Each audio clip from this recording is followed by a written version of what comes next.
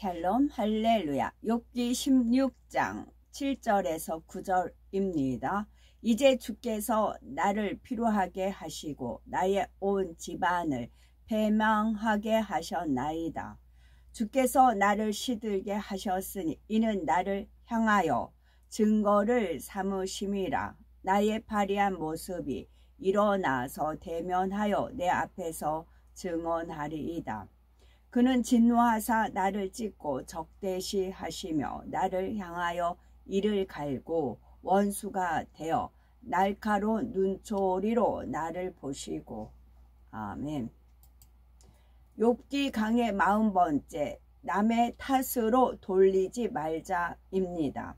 모든 문제의 원인이 내 자신에게 있음을 깨닫고 하나님 말씀 안에서 답을 찾아야 합니다. 욥기 16장 7절에 이제 주께서 나를 공곡케 하시고 나의 무리를 패괴케 하셨나이다.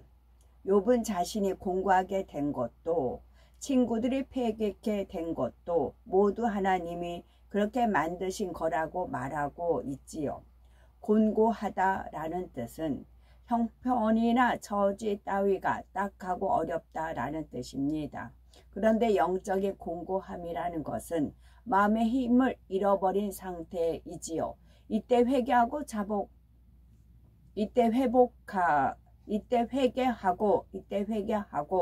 회복하지 않으면 더 심해져 아무것도 할 수 없는 무기력한 상태에 의욕이 상실된 상태까지 이릅니다. 우리가 시험 환란이 왔을 때 그것을 해결하기 위해서 온갖 노력을 다해 보다가 결국은 해결되지 않으면 힘을 잃고 공고해지지요.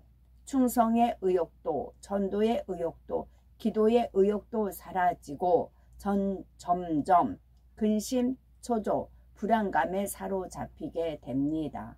이 상태에서 공고함이 더 심해지면 살고 싶은 의욕조차 사라지게 되지요. 사도 바울도 죄와의 싸움에서 가장 고통스러울 때에 오호라 나는 공고한 사람이로다. 이 사망의 몸에서 누가 나를 건져내랴라고 고백을 하였지요. 이처럼 자신의 힘으로는 도저히 헤쳐나갈 수 없는 상태를 공고하다라고 말합니다.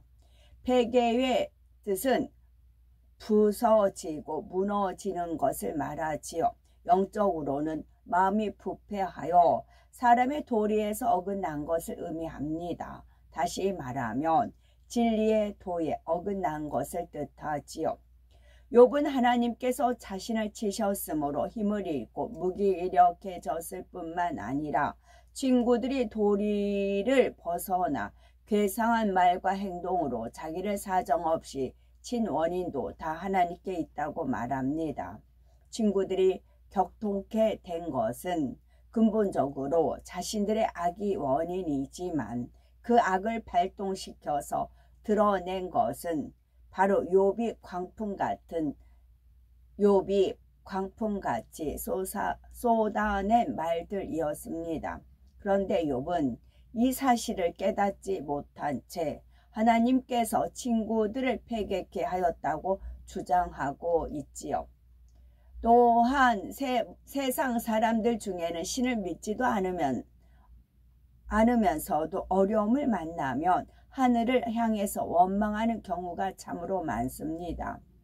예를 들어서 농사를 짓는데 비가 오지 않아 농작물이 어려움을 겪으면 하늘도 무심하다라고 하며 믿지도 않던 신을 향해서 원망 불평하지요.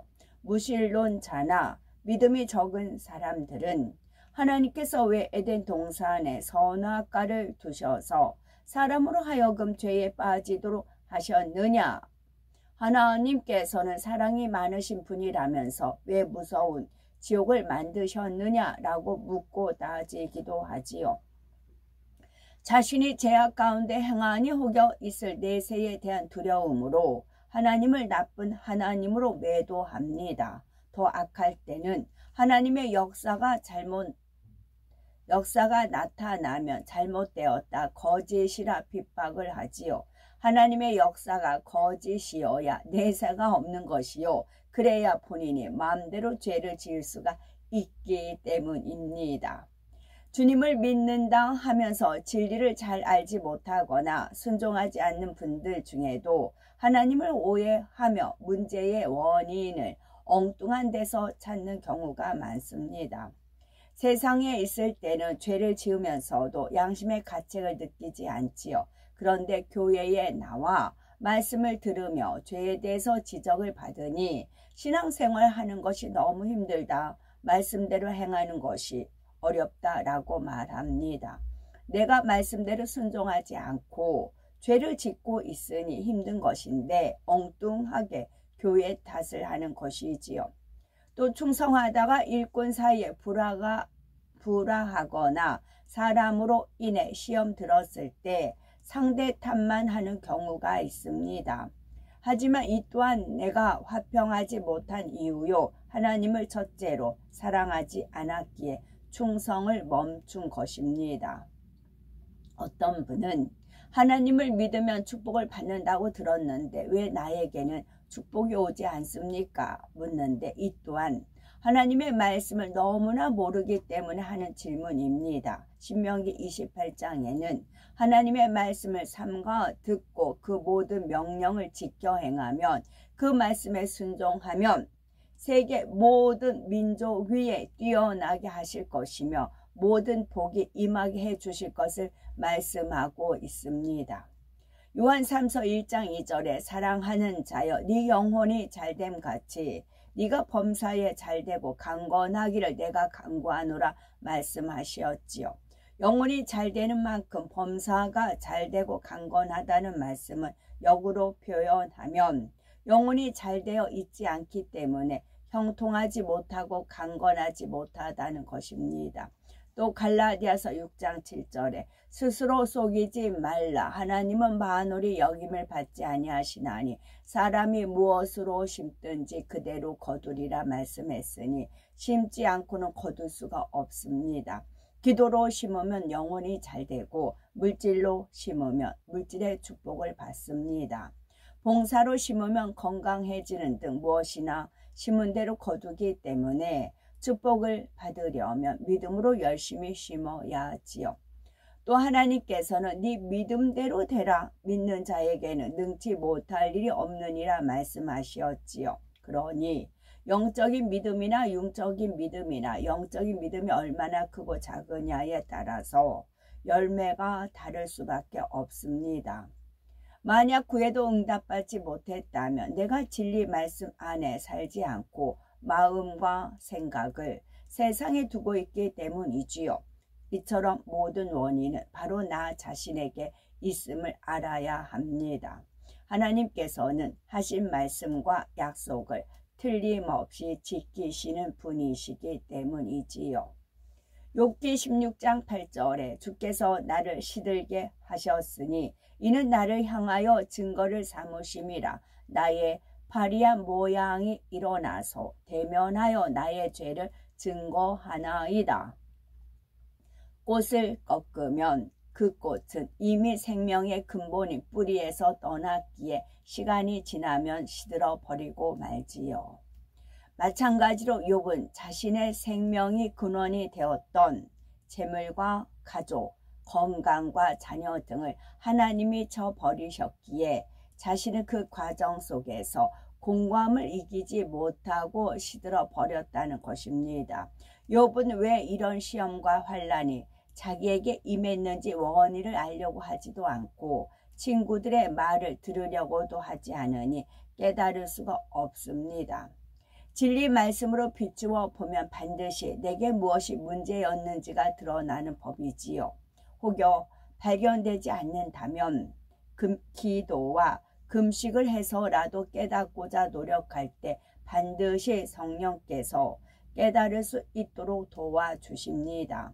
그리고 깨달은 후에는 회개하고 돌이키면 하나님의 긍휼을 입을 수가 있는 것이지요.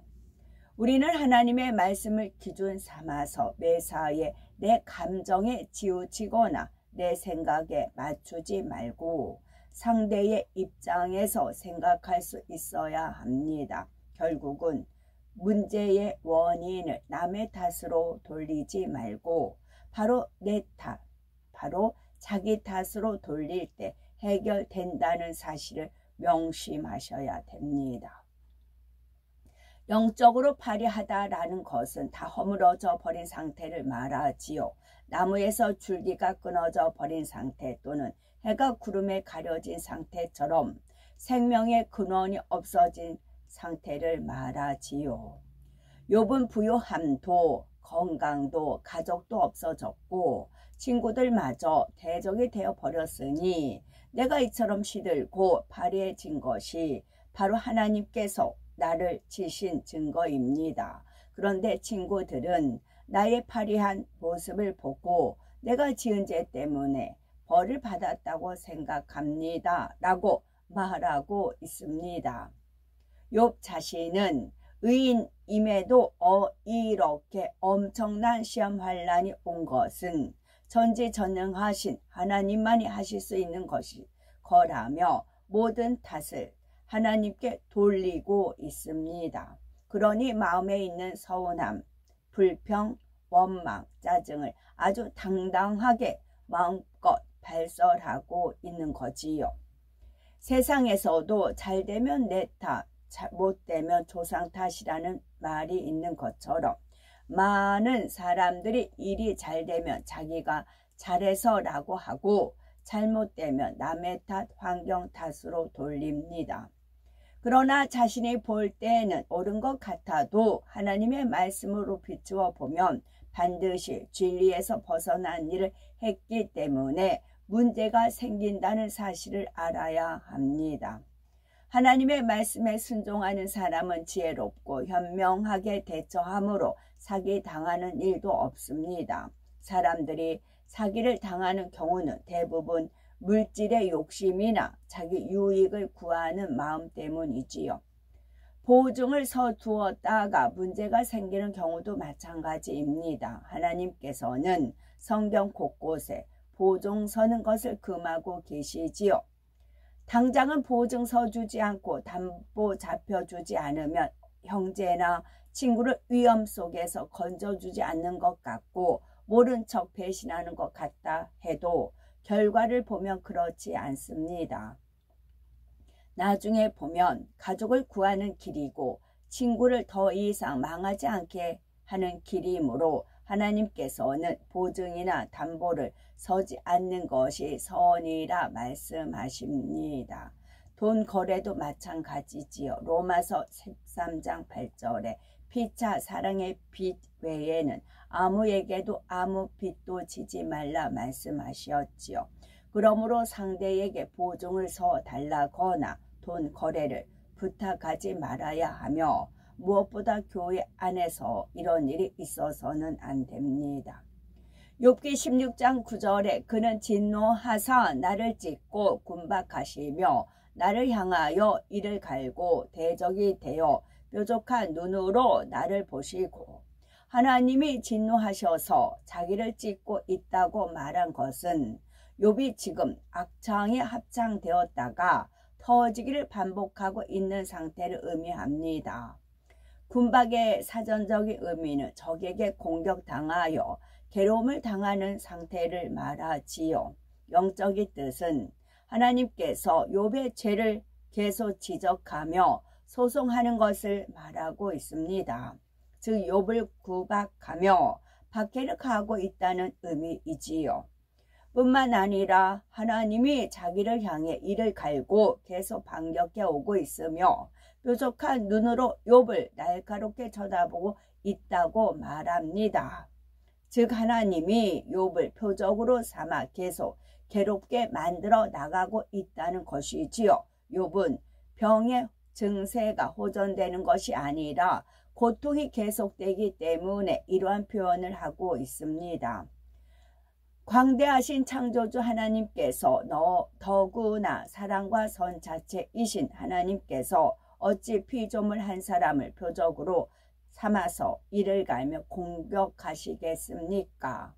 우리는 아무리 어렵고 힘든 일을 만난다 해도 결코 욥처럼 하나님을 원망하거나 악한 말을 쏟아내서는 안 됩니다. 자신이 감당하기 어려운 일을 만나면 내 안에 깊이 묻어두었던 악이 드러나 전에는 상상하지도 못한 악독이 쏟아져 나오는 것이 연단의 시간이지요. 이때 나는 원래 이러지 않았는데 하며 환경과 다른 사람 핑계를 대지 말아야 합니다. 나도 알지 못했던 악한 나의 모습을 이제 발견하였으니 기필코 버리고 변화되리라 다짐하며 노력하면 되지요. 그럴 때 깊은 악의 모양도 본성 속의 죄성도 버릴 수가 있는 것입니다. 혹여 내 안에는 남의 탓을 하는 마음이나 진실하지 못한 마음은 없는지 항상 하나님 말씀으로 비추어 보시고 그리하여 어떤 어려움과 문제 앞에서도 진리의 빛으로 인도받아 형통한 복을 누리는 복된 우리가 되셨으면 합니다. 아멘. 돈을 사랑함이 일만하게 뿌리라고 했어요. 이제 찬송가도 나오고 하는데 주장이 여러 가지 있지만 돈 하는 그런 메시지가 있어요. 돈. 결국은 돈을 사랑하면 일만하게 뿌리예요. 이제 저도 이제 찬송가가 흘러나와서 좋은 것은 좋지만 거기에는 그 메시지에 뭐예요? 돈. 그렇다고요. 아멘. 샬롬.